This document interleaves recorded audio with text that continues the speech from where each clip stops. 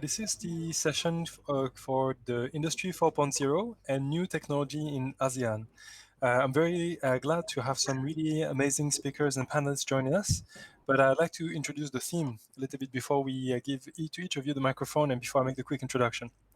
So, many people have called the 21st century the Asian century, but now we can see that economies like Japan or even China are starting to slow down, and sub-areas of Asia like ASEAN actually continue to grow very, very aggressively. And so, with recent events, and we cannot not talk about it because it just happened with the RCEP, the Regional Comprehensive Economic Partnership, that has just happened. Many people are really starting to, orient their eyes not so much on America, that's having so many troubles, Europe, which is struggling with COVID, but towards ASEAN, and maybe thinking that maybe ASEAN can contribute to a whole new type of economic model, new technologies, and change the history.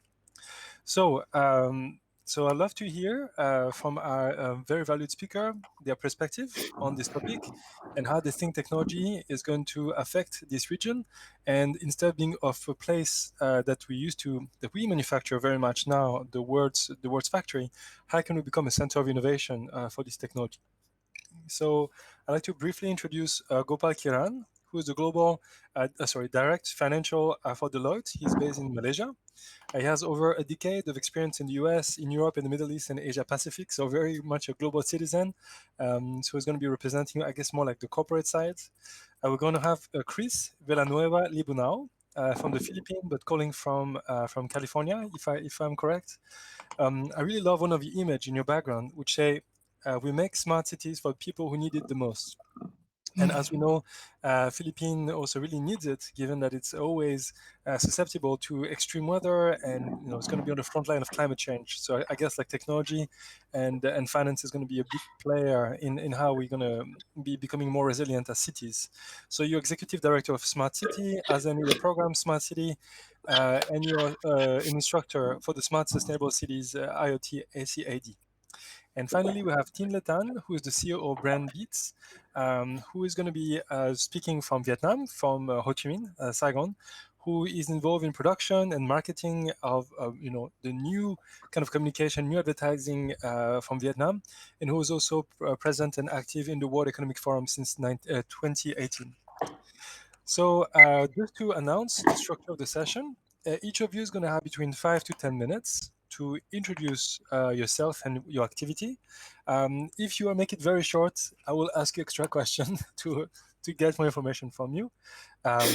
After this introduction of each of your work, we'll have a panel of about 15 minutes where I will ask you some questions to facilitate the discussion between the three of you.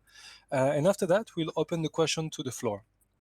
So what I would encourage the floor to do, so anybody who is present in the session right now, is to start to ask questions and put them in the chat. So right here, there should be a chat box. So please go ahead and put your questions in the chat. As you hear the speakers, please ask question, and then we will voice up your question. Maybe your question will inspire some of the panel afterwards.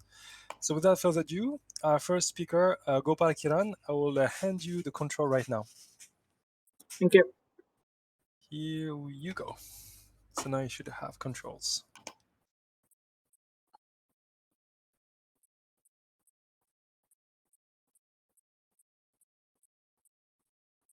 If you want, you can also share your camera and your screen at the same time, so you could see your face as you speak about your work. Can you see my screen? We can see your screen, but we cannot see your face.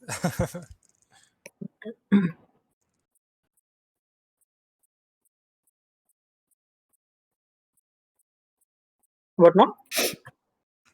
Perfect. All right. So is my screen wide enough? You might want to go with your, yeah, perfect. You want to go PPT full screen. Perfect. You're Okay. Thanks, everyone. Good evening. Greetings from Malaysia. Thanks, ATTN and Cesar, for this opportunity to speak here. So in the very short time I've given, in the 5 to 10 minutes, I'll try to give a perspective of what is happening with respect to ASEAN markets on this fintech innovation. I think there is a buzz in the whole globe with respect to latest innovation on fintech and digital. So I would like to give a perspective of how ASEAN is reacting to this. So as Cesar has mentioned, I work for Deloitte. I help many of my clients in digital innovation, fintech across the region in ASEAN. So, without taking a further due, I think as the introduction given by Cesar, I think ASEAN has become the hotbed for all the fintech, latest innovation, disruption technologies, and all for obvious reasons because of the high penetration of mobile in this region, high population. Increasing urban and rural population, and then there is a strong economic potential in these markets. So I think these are some of the favorable factors to see a significant increase in the fintech and innovation in APAC markets or ASEAN markets. So I think the key pillars of innovation, where what is happening in the fintech space, is how you can use fintech solution uh, to do the cost reduction, how do you increase efficiency, how do you unlock new revenue or serve different customer segments, how do you acquire customers digitally, how do we promote solutions and services in speed. So these are some of the primary pillars for innovation which is driving in the ASEAN market. So, giving a little bit a deep dive into what's happening with respect to digital in ASEAN space, I think ASEAN, with around the 10 countries, you see there's a lot of increasing adoption of all these innovative technologies. As I've mentioned, the population is increasing. The strong population growth in this region, and if you look at the total population in the region is around 647 million, around 39% is contributed from the Indonesia. So that's why these days we see a lot of new solutions or innovation coming up in the Indonesia, be it e-marketplaces or wallet solutions or different lending solutions. And then if you look at the other attributes like the internet users or the mobile subscriptions, you see they are increasing at a very high number. For example, mobile subscription penetration is 133%, which means in the average person is holding more number of mobile connections, and this is how the much influence of digital or mobile in their day-to-day life. So many of the users in the ASEAN region are looking at active social media usage, internet banking, mobile banking, and they are spending a lot of time on all these social media. So these are some of the favorable factors we see digital become a very hotbed or a primary channel to reach some of the people in the region. So, giving a high level overview of which areas are getting disrupted very heavily. So, we see payments, lending are the two areas which are getting disrupted very high. There are a lot of fintech players who come from this region. In fact, around 55 to 60% of the fintech players in this region belong to payments and lending space. Other areas includes like insurtech, Islamic fintech, robo advisory, wealth management. There are few players who are trying to do something with drones as well, and then wealth and asset management. So these are some of the areas within the financial services place where we see biggest disruption happening. So if I look at from each country perspective in the ASEAN, how they are promoting the innovation, I see many of the regulators in the region are providing the right framework guidelines. Although some are advanced, some are followers, but all the regulators in the region have come to the conclusion, or they support the fact they have to promote innovation. So that's where you see some of the numbers here. These are some of the fintech players in the region. Say Singapore is having the highest number of fintech players, followed by Indonesia, Malaysia, and rest of the countries. So I see some of the emerging countries like Cambodia, Laos, they're all picking up, but there is a lot more to catch up with respect to other countries. So one good part about the ASEAN countries is each of this country, they are trying to innovate or promote themselves in one niche area. For example, Indonesia is on alternate lending, e-marketplaces, or mobile payments or wallets. Malaysia is trying to promote themselves on the payments, P2P lending, and Islamic fintech. Philippines again mostly on the remittance, because a lot of Filipino work outside Philippines. There is a lot of inward remittance that comes to Philippines, and Singapore are trying is proven themselves in lending, payments, and wealth management as well. Thailand is getting very interesting on both P2P and B2B payments, along with blockchain driven payments as well. This is getting interesting. And Vietnam, I think this is one of the most what is a powerful country we see with respect to payments innovation. So each of this country is trying to innovate in one specific area. Just wanted to highlight on some of the key attributes here. If you look at the digital payment transaction value. I mean, whether to say um, COVID helped or not helped, but we see a significant increase in the payment transaction value in the ASEAN markets. And for example, in these countries like Indonesia, Philippines, Thailand, there is a significant increase, and Malaysia as well. In fact, all the countries in ASEAN markets, there is a significant increase in the digital payment transaction value, because everyone are trying to use e-wallets. They are trying to do mobile payments, cashless payments. So this is where the traction coming from. So just for time conscious, I'm not getting too much into the details. And just also to highlight that in the ASEAN countries, apart from the conventional fintech solutions, both Malaysia and Indonesia are promoting themselves on the Islamic fintech solutions as well. I see around some 30 plus in Malaysia, Islamic fintech players who are trying different things on P2P lending, crowdfunding, payments, remittance, and in fact blockchain tax based on Islamic principles. And also this is getting very interesting. Out of the overall 150 plus kind of an Islamic fintech players, majority of them come from the ASEAN markets, which is quite interesting. And then if you look at the funding that is happening in the ASEAN markets, I think this is a little old number of 2019. But if I look at some recent stats on 2020, even though despite the pandemic, all the many of the fintech players in the region have successfully raised money. They've closed seed investments in all the region. But in general, if we see the total investment, we see payments and lending are getting the maximum number of investment from the VCs or from the corporates, followed by the insurtech and personal finance and other areas. And then if we look at which countries in the region are looking for investments, they're getting the investments mostly on Singapore. Interesting to see Vietnam, Indonesia as well. So but I mean, I was personally hoping that this was low, but thankfully the investments in the ASEAN markets are significantly higher despite the pandemic situation. So I mean, the other key area where we see is how the banks and the fintechs are working together. We see a lot of cohesion happening with the banks and the fintech players in the region. Precisely, if you look at the digital champions, these are mostly the banks who have adopted digital well ahead than the others. The collaboration is mostly happening on the payments and the authorization of the payment transactions, and then the wealth and the lending space. These are some of the areas where there's a lot of cooperation happening between the fintech and the banks. So I think just getting into a pulse of what happened because of the COVID is many of the financial service entities in the region have spearheaded their digitization and strategic plans. The key focus is mostly on the functions of enabling contactless payments, transforming their business processes, onboarding new clients or customers using digital channels. And then many of the banks have started platforms for NGOs, social actions. Is getting very interesting, and all the digital ID, eKYC kind of a solutions. So this is where the thinking of many of the global banks are happening with respect to the new norm that has been created, and then we see the similar patterns in ASEAN as well.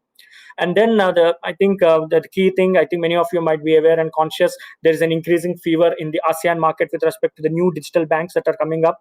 Where we had it, it all started with UK, and then Australia, after that Hong Kong, and then Singapore. Now in Malaysia, we see some news from Philippines yesterday. So there is some interesting space happening on the digital bank space, and a lot more action going to happen.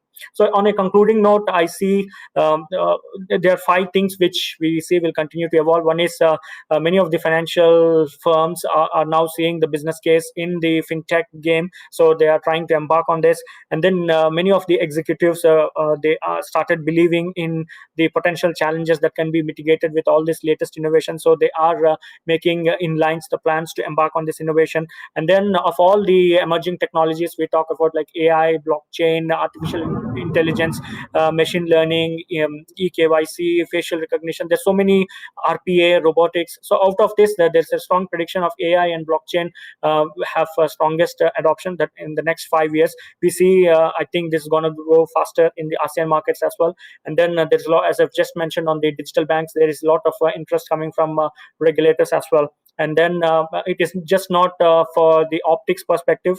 Some of the institutes in the ASEAN markets, they are really trying the POC to solve many business problems.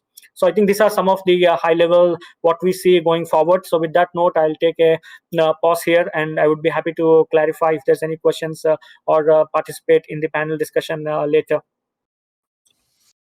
Thanks so much. This is an incredible amount of information. I think I've rarely had as much information in such a short amount of time.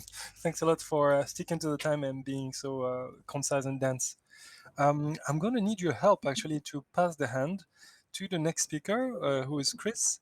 So, Chris, so sorry, if Gopal, you can go into the People tab in the Trainer tab and then pass the hand to Chris, that would be very much appreciated.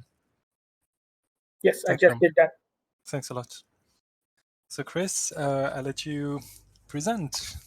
Okay. Um, me. Your presentation is loading. Your screen share is loading. Now we can see the screen. Perfect. Do you want to go? Okay. Yep. So everything's good? Everything is good. You're ready to go. Okay. So hi. First of all, thank you for inviting me, and I'm really excited to be part of this first ASEAN think tank network.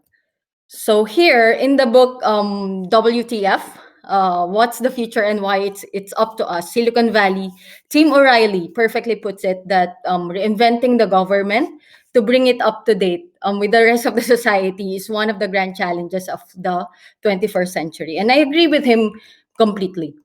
Sadly, it's a given, and governments, including the local governments, that is cities, towns, municipalities, or whatever you call it, play what they call this catch up in terms of modernization and adopting ways of the 21st century.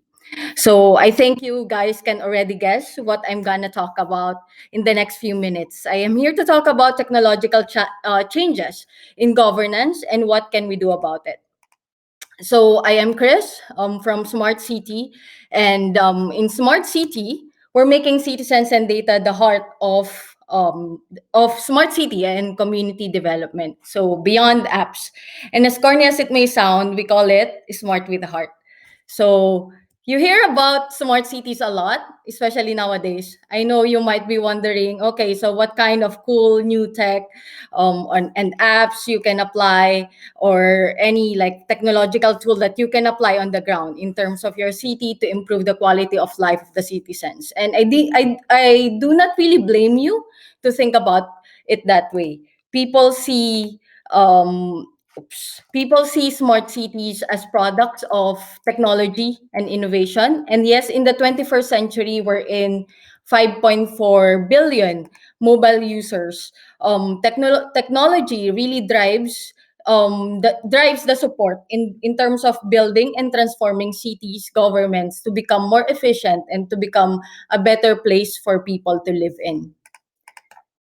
My partner, Engineer Ben, and Engineer Ben Horpintor is a geospatial and data expert, and I believe that, however, that tools like technologies alone would not get the job done. Yes, technology is important in the smart city movement, the smart community movement, but we should not let it entirely guide the important choices that needs to be made. We need to consider technologies as enabling strategies and tools, which should be designed and developed based on your community's unique characteristics and qualities. And the target, really, and the ultimate goal is to better the quality of life and not just acquire technologies for technology's sake and just so you have apps without anyone who uses it. So yeah, so I guess enough of the rambling, enough of the prologues, enough of the reminder. Let us jump in and take a look at the cool, can be important technologies. And here I will introduce several cases and practices on the digital government transformation within ASEAN region. So these cases will be largely categorized in these service targets. We have government for customers, government to government, government for businesses. So in the area of education, the use of artificial intelligence and cloud is rampant nowadays. In response to the closures during COVID-19, especially, here are the e-learnings initiatives within the ASEAN region. So based on this, you have distance learning programs and open educational applications and platforms, which the schools and teachers can use to reach learners remotely. In terms of health, so with post-COVID again, it looks like telehealth offerings will become the new norm in the region. In fact, just this like September, Singapore-based telehealth company Doctor Anywhere raised 27 million investment for its expansion. While in Indonesian-based healthcare app, Alodoctor, recorded more than 30 million active users since March 2020, which is almost thrice higher than the pre-COVID traffic. So in general, most of the technologies and projects within the health sector revolve around AI, big data, and cloud. In terms of taxation, I think Gopal really touched a lot about fintech already. In the ASEAN region, here you would see that different government has taken really initiatives to encourage citizens to utilize technologies in terms of creating payment systems.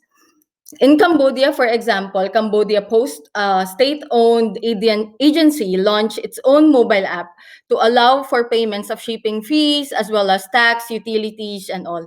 In Thailand, there's this like national e-payment master plan too.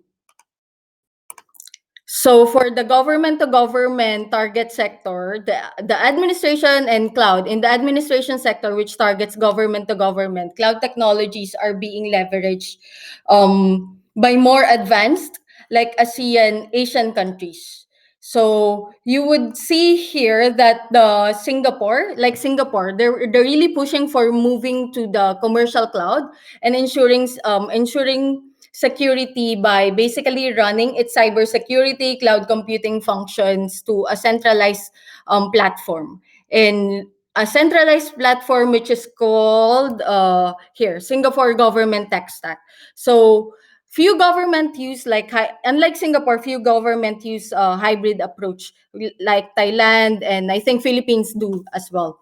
So in terms of AI and IoT in government to government service target throughout the ASEAN region, apart from Singapore, Vietnam, and Malaysia, where some progress have been made in AI and IoT adoption. Adoption rates in several countries are quite slow. So there's definitely more work to do in developing market in ASEAN. You would see here that in order to achieve higher levels of AI, cloud, or IoT adoption, we have several like challenges like physical infrastructure, data issues, quality of internet, among others. For the government for business support, for the government to business service target, digital transformation is explicit in agriculture, energy, and transportation. So I will focus here on the agriculture sector. If we check the Grow Asia website, which is established by the World Economic Forum in collaboration with the ASEAN Secretariat, they bring together basically the companies and government and NGOs to help the smallholder like farmers. So we can find here a bunch of solutions within the region which use AI, IoT, and big data too. Another example which I didn't put in this particular slide is in Malaysia. They currently have the Ministry of Agriculture, Forestry, and Fisheries, the MAFF, currently launched a Cam Agri Market app, which is a mobile application which will be launched in March 2021, which will connect all the producers, brokers, and consumers on a single platform, basically a marketplace for the agriculture sector.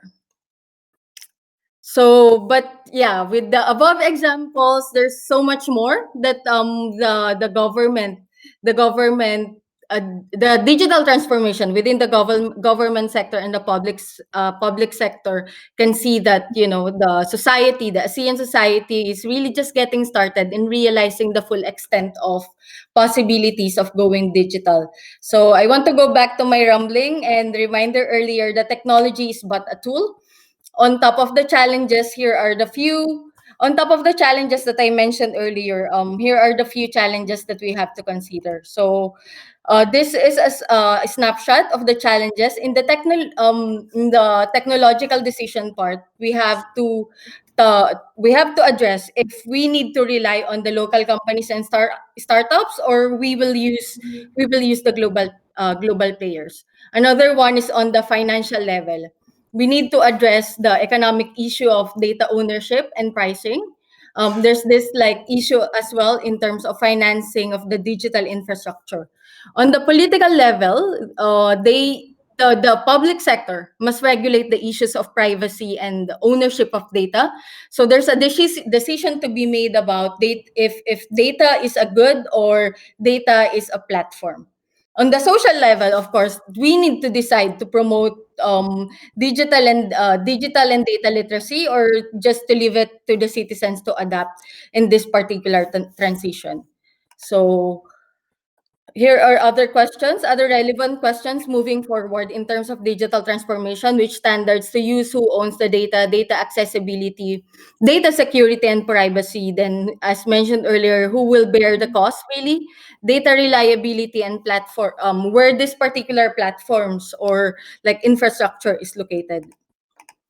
So what can we do about it? Like this particular, now that we have this particular challenges, what can we really do about it? That's why in Smart City, in my organization, we're like, before acquiring apps, here's what we do. We need to assess first.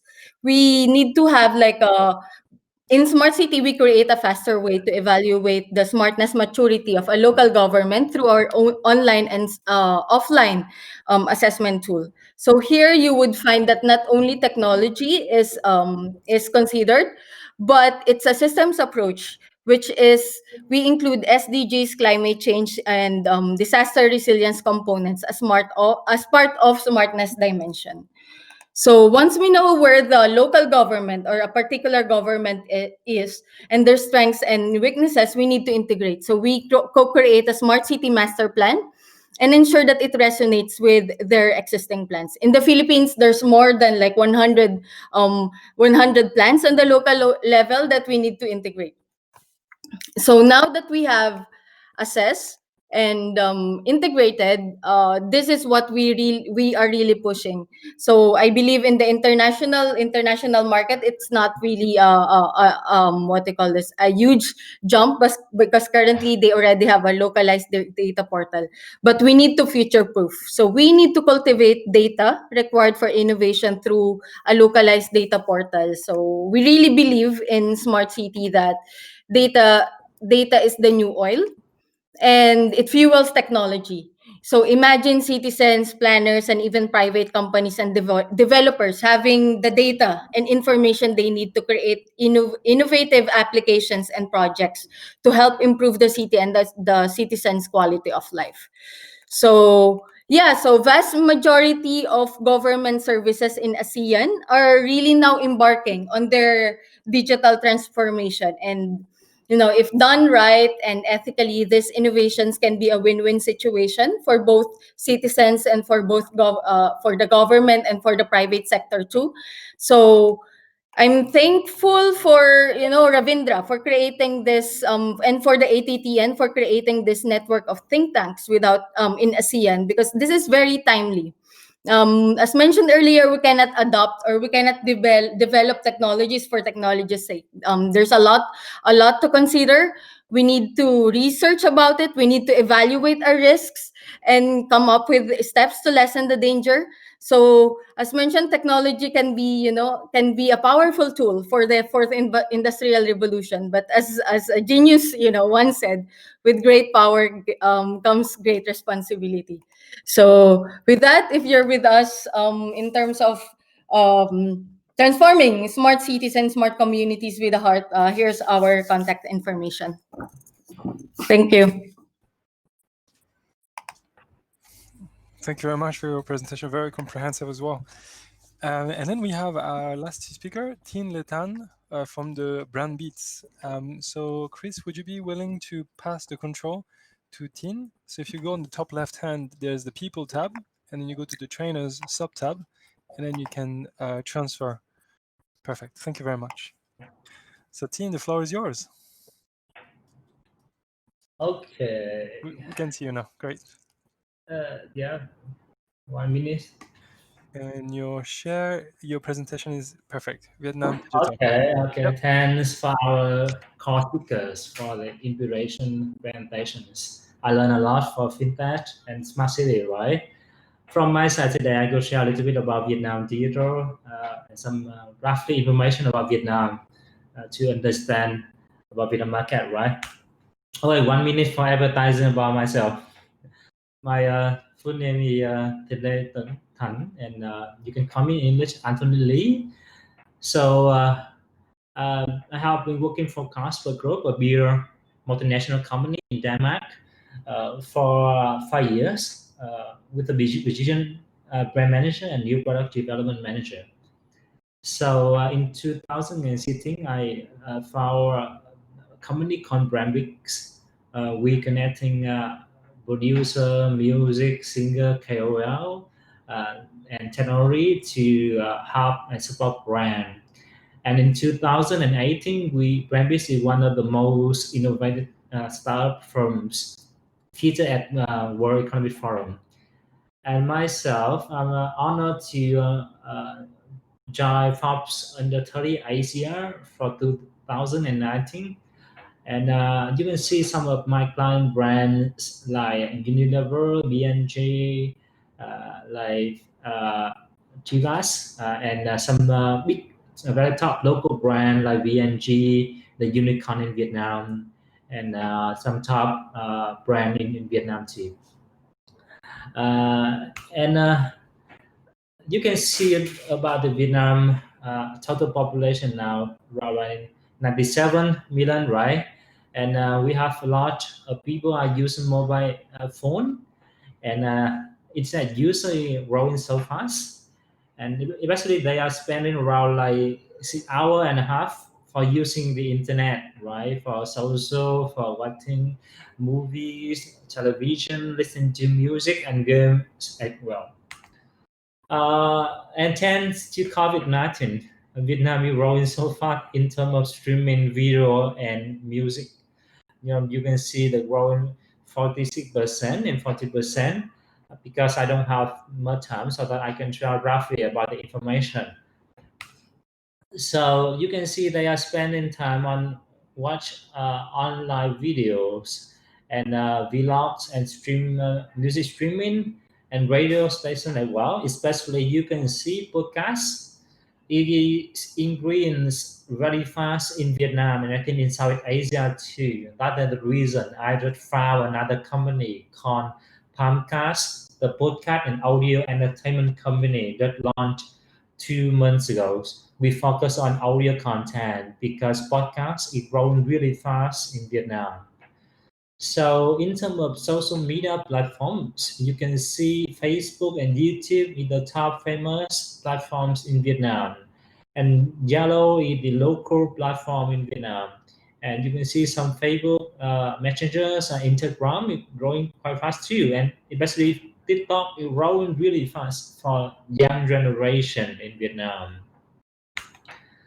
Yeah, in terms of financial life fintech, you can see in Vietnam now we are increasing the number of people have account and especially credit card growing quite good, especially for mobile money growing quite well too. And currently now they are quite familiar to use like pay money through online rather than OCD before. And yep, you can see some e-wallet is growing 11 12%. You can see more information on the chat.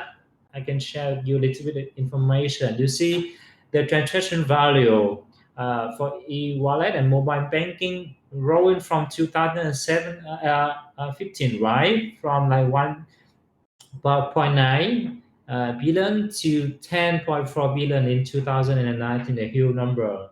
Especially for mobile banking, it to 140 billion now, a huge number.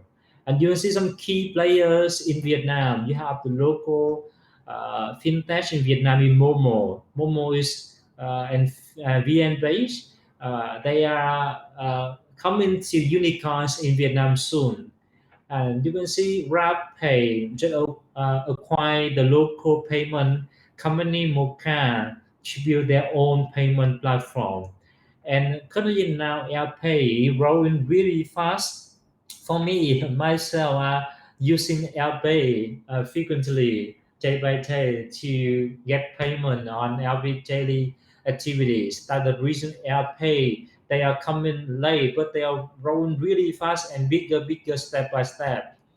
And we have some local e-wallet in Vietnam, like Viettel Pay, the telecom in Vietnam, and some VinIT, the top very famous local company in Vietnam. So in terms of e-commerce spent by category, you can see fashion and beauty, the bigger one, and you can look more for like electronics and physical media, right? And roughly information, digital music, still small but growing quite good, and video games as well. In terms of the transaction of top website in South Asia, you can see in Vietnam, Shopee.vn, the e-commerce, and Tiki, Lazada, and Sendo, the top website in Vietnam. Shopee is growing quite good, and Tiki, the local platform. But in mobile, like you can see in app, Shopee is still the number one, but Lazada is number two, and Tiki number three, Sandal is the e-commerce, local e-commerce too. So you can see the two charts of the Vietnam tech startup get funding pre-COVID-19 and during COVID-19. You can see pre-COVID-19 from 2018 and 2019, you can see the number of deals from 16 to get more double, right? And the capital invested, from the 400 to 861 million deal, right? So, but you can see during the COVID, the number of deals is declined, right? Declined. You see from 62 and to 40, right? In terms of the capital invested to due to because COVID-19, right? So, but in terms of deals done by setters, payments is the number bigger one in terms of deals, totally 452 million. And retail and education is quite big too. Financially good. Advertising and marketing technology, my industry, right? It's still small, but growing quite good. If you ask me what is the next settlements in Vietnam, I can suggest you three industries to pay attention and invest in Vietnam in the next settlements. Education is a good one because due to COVID currently now they prefer to listen to and watching and learning online rather than offline. So healthcare is quite good. Thanks to COVID now, people in Vietnam they are caring more about their health, right? And financial service is the really potential in Vietnam too. And then hopefully some of my sharing can help you understand roughly about Vietnam. And if you have more information, please get in touch with me and I can share more. Thank you, all of you guys. Thanks a lot, Tin Lei. I'd like to open to it up. So my first question is this: do you hear me? Do you guys hear me? Hello, do you hear me? Yes. Hello. Okay, great. Okay, so in the last 50 years, we have seen a lot of technology being transferred from quote unquote the West, like America, from Europe, and then coming to Asia. And Asia has been manufacturing very diligently. But more and more, Asia is starting not to just manufacture, but we're really becoming a place where we do innovation as well.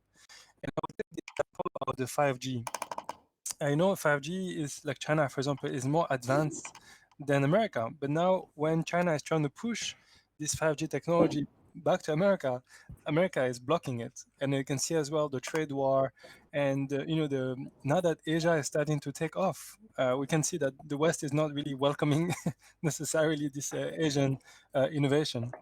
So how do you think Asia is going to be basically taking more importance and transfer leadership from Europe, from America to Asia to be more peacefully, have more influence on the West and reverse maybe that trend.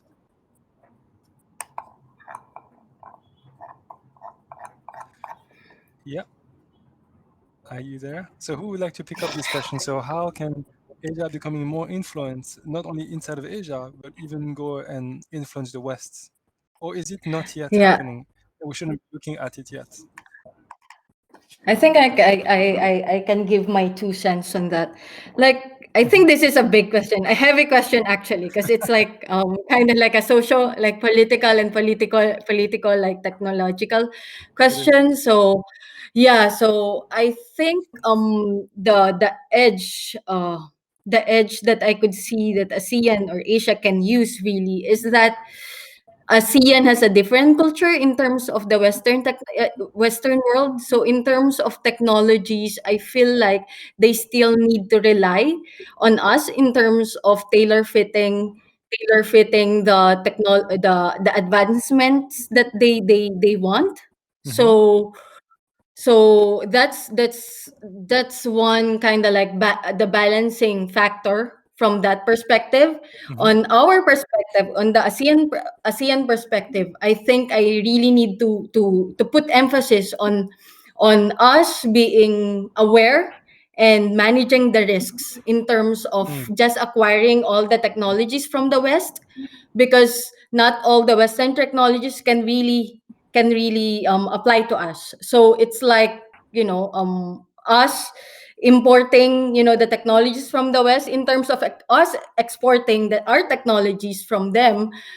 That's I think that's a political like challenge right now, especially if now that you mentioned about the China 5G and all. So Hmm. it's I think it's a developing what they call this developing field that we need to watch out. But I think in terms of us importing and in terms of us like using our own technology within ASEAN, I think we have the edge already.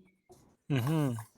So just to add two more cents to what the colleague has mentioned, I think in the ASEAN space, if we can work more connected, and then if we can build more platforms for innovation, R&D, trying out real use cases of how you can infuse this latest emerging technologies, that would be good. So I feel in order for ASEAN to become the power of all these new technologies and then export these technologies to the West or wherever it is, I think we see 4 to 5 different parameters needs to be strongly done. One is we have to build the right ecosystem, be it the institutions or the startups or everyone together, and then there should be right regulation rules in order to promote innovation. At the same time, you have to protect the interests of the people, so there should be a right balance, and then there should be right promotion with respect to investments to try this innovation.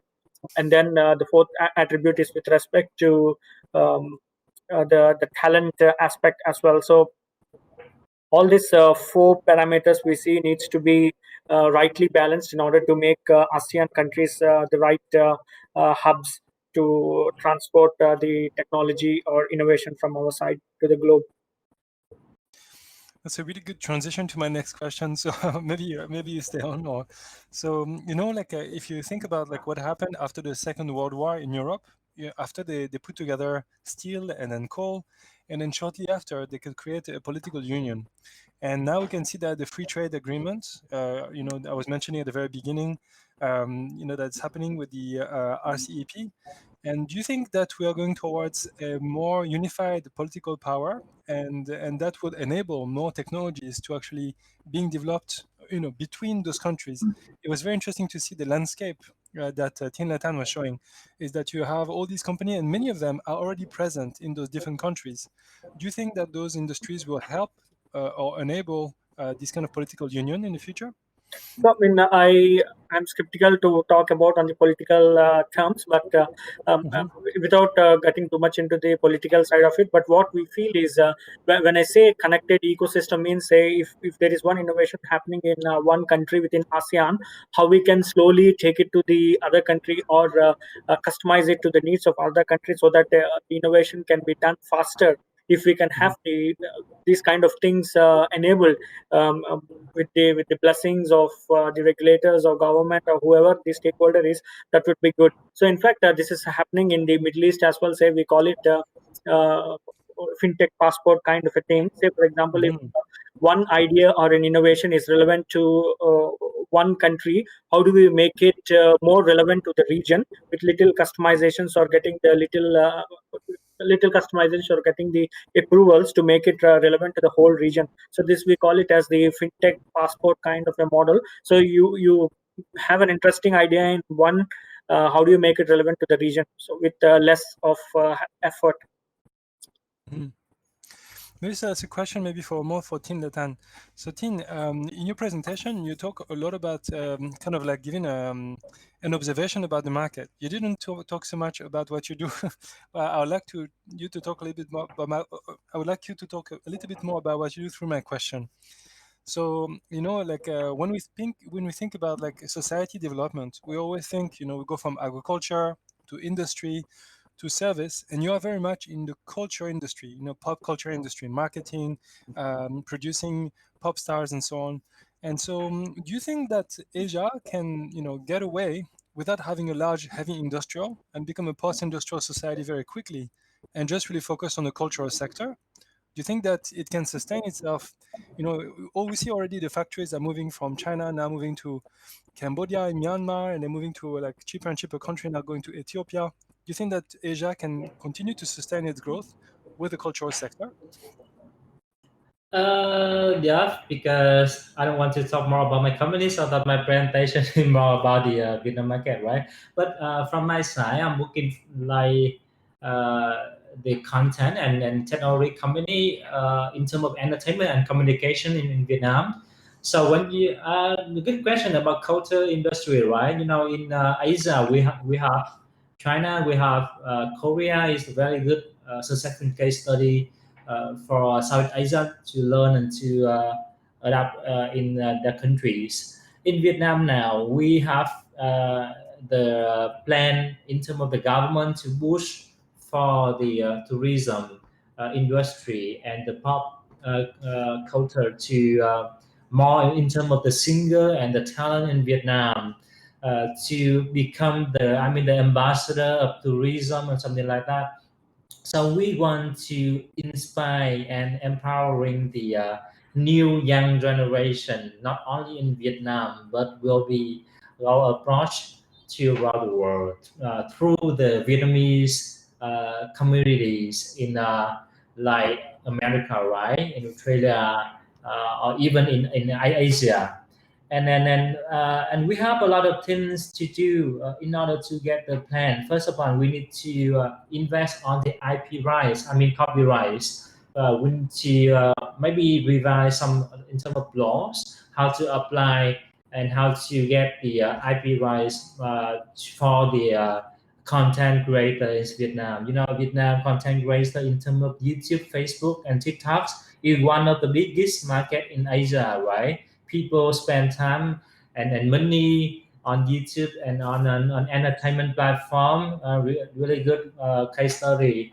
So the government now are working with Facebook and Google and Netflix too, in order to get the revenue and the officially representation in Vietnam, how to learn together the technology company in terms of entertainment and communication. So that I really believe that the culture industry, especially entertainment and communication and people talent in Vietnam or Asia, they can learn about the Korea case study and to use the idol and the pop culture to go approach and to apply the technology for the industry.